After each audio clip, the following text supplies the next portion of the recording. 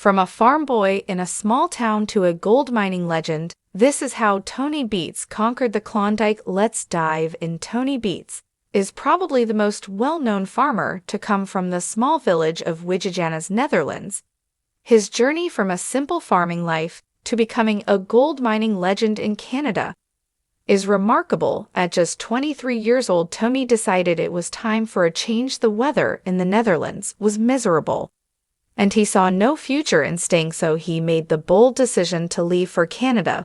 But he wasn't alone in this adventure. At 22, his friend Minnie had already committed to making the leap. One day, Tony visited home and announced that he was going to Canada. Minnie, without hesitation, decided to accompany him. From there, their journey was set in motion.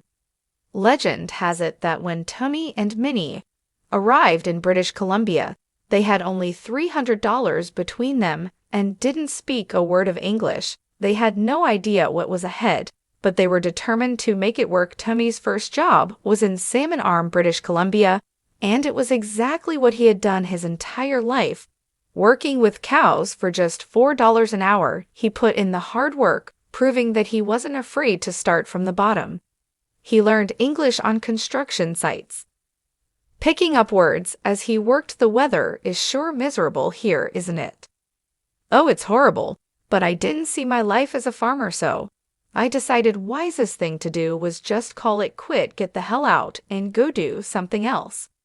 Best thing we did was pick up our bags, get the hell out, and go to Canada. Years later, Tony and Minnie are still in Canada, having built a life far beyond what they could have imagined for themselves. But there is more to the story. While working with cows, Tony soon realized that this wasn't the future he wanted. He had already taken the risk of leaving the Netherlands, so why stop? Their word had spread that Canada had great opportunities, and Tony wanted in. In 1981, he arrived in Dawson City with big dreams. He had heard about a local gold mining company named Tamarack and figured it was worth a shot. At first, things weren't easy. Tony asked for a chance at the company and even volunteered to work for free for a few months. During this time, Tony proved his passion for mining to him. Dirt moving came naturally. He worked 7 days a week, 24 hours a day, and that lasted for the full 6 months with no days off. Not everybody can do that. On top of that, he would make sure that he got to the site first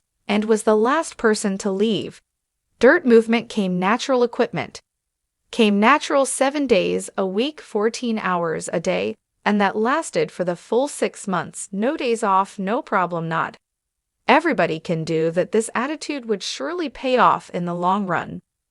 Back home, with the Beets babies arriving one after another, Tony knew that being just a machine operator wasn't going to cut it. He needed to get up on top of the ladder. He chose to always learn something new every day, and that's how he managed to do it. Slowly by slowly, he and his wife built up their piggy bank, and things fell into place. After years of backbreaking work, grit, and determination, Tony bought Tamarack, the very company that gave him his first shot at the mining industry. Over time, the Beets became known not just for their success, but for Tony's bold personality. In season 2 of Gold Rush, Tony was introduced to the world. At the time, a struggling gold miner, Todd Hoffman, came knocking, hoping Tony could help turn his fortunes around. Looking back on that day for the first time in many years, Tony remembered it well. He had been down at Quartz Creek getting started on stripping the land. Tony was blunt to him: mining wasn't for dreamers.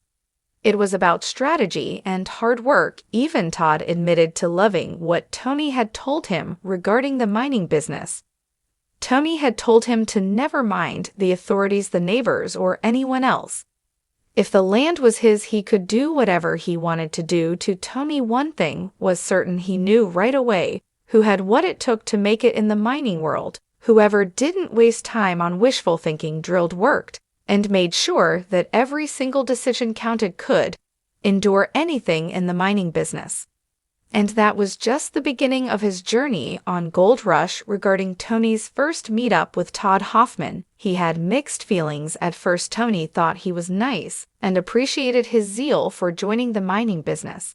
And for that, Tony gave him credit for trying, but eventually things went south for Todd. Tony Todd had big dreams to back them up. He was willing to do whatever it took, borrow, trade, and even take risks most wouldn't to make it work. I mean, you still look at it as a guy that is trying and taking chances, and so people that give it the effort and that take chances, they deserve a certain amount of credit. Without him, there wouldn't have been a gold rush. Tony respected the effort, but he knew mining wasn't just about ambition. By the time Gold Rush reached its third season, Tony had solidified his reputation as the man with the Midas touch. Like Todd, a young Parker Schnabel approached Tony hoping to learn a few trade secrets. Young Parker had heard that one could make $000 a weekend, so that's what he went off to do.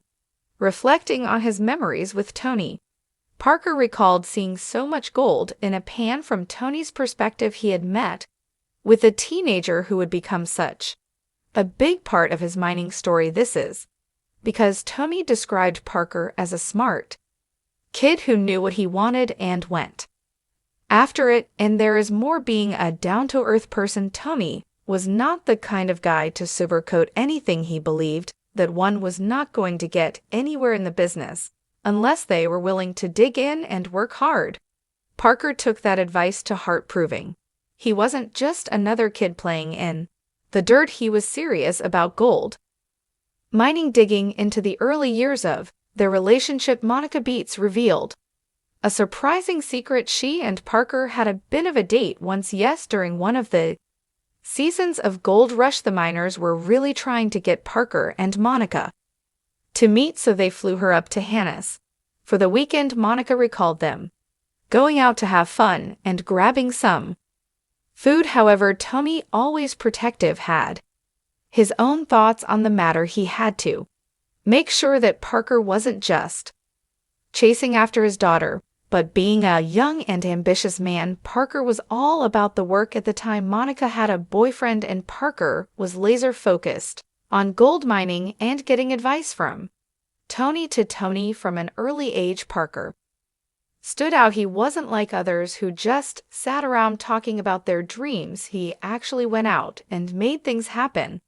with a lot of people just sitting around complaining and whining. Tony said that Parker wasn't like that. He got up and did something about it. That's the kind of attitude that Tony admired, since to him, that's what builds countries. That's what keeps mining alive. It's not about whining, it's about working hard and making things happen. What did you think when you first met him? Smart kid, I noticed that right away. Very interested in the mining. He had the balls for it, so to speak. Over the years, Tony's grit and hard work made him a lot of money. In one of the seasons, Tony found himself in luck after discovering an abandoned mobile trommel in the remote Yukon wilderness. Beets received a lead about an abandoned mobile trommel deep in the forest. Recognizing the potential to boost his mining season, he decided to invest approximately $400,000 to get the trommel operational again. This move was not only influenced by the price of gold, but also by the urgent need to boost productivity and ensure a successful mining season despite the setbacks. Unlike the stationary dredges that had to be assembled and rooted in one place, the trommel was an actual moving wash plant. This 35-ton machine was designed and built 30 years before Beets found it by a maverick gold miner. This beauty had a 40-foot drum and ran on wheels, but it had only worked for one season before being abandoned. Knowing its value, Beets did not regret buying it. Upon reaching where the machine was, Beets was impressed by its design and what he knew it could do. Compared to his dredges, this trommel was designed to be a multi-purpose machine. It was designed to be fed with pear directly from the cut, then spit the tailings the other way, back after slewing everything in range. It could move along on 4 giant wheels to a different spot. After a quick examination by a technician, it was declared that the machine still had a high probability of working to Beets it had to work since he had invested quite the amount, but if it did not work out, he was still comfortable with the loss. But how do they move that vast machine from the middle of the jungle and across a river? Back at Beets' Paradise Hill Camp, Len pulled together a 7-man crew and a massive convoy of equipment to pull the trommel back over the 100 meters of mountain road and dirt track. To do this, Beets had to shut down his operation until he got back, costing him over $60 million a day.